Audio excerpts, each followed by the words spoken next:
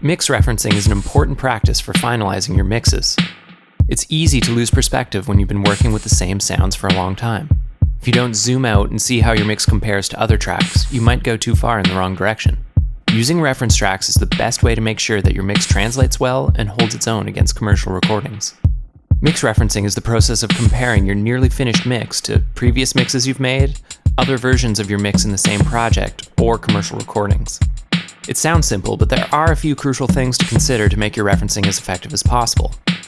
The cardinal rule of mix referencing is to match the level of the reference material to your track as closely as you can.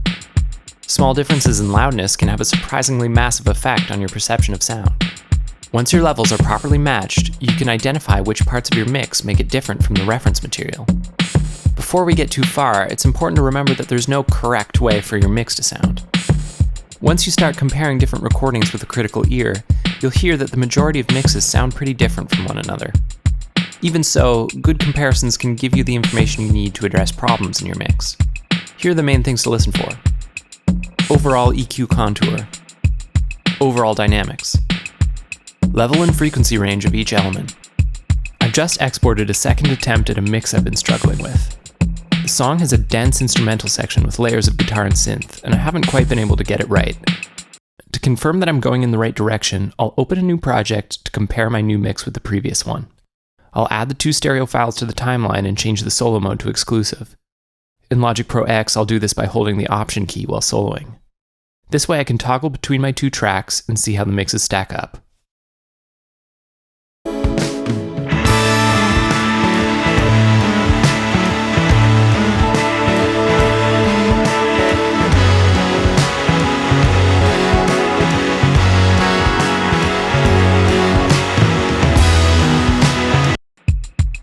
After snapping back and forth a bit, my old mix sounds flat and boxy by comparison. Its overall frequency balance is much more narrow and mid-range focused. The new mix is a lot more open and extended in the highs and lows. It's also a bit less harsh in the critical upper mid-range, which will make it less likely to fatigue the listener's ears. The individual drum hits are more punchy and easily pop through the dense texture. I'm definitely onto something with this new mix. I'll see if I can make things even better when I get back to my session.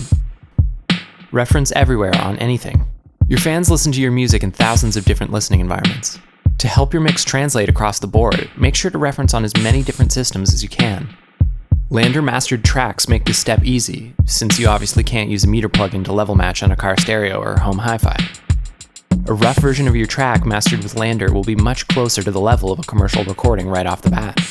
Hearing the difference between your mixes and the reference track on a variety of different systems will give you a lot of useful information. In addition to your monitors, check your tracks on a home or car stereo, headphones, earbuds, laptop speakers, your phone, and any other playback system you have access to. It all matters.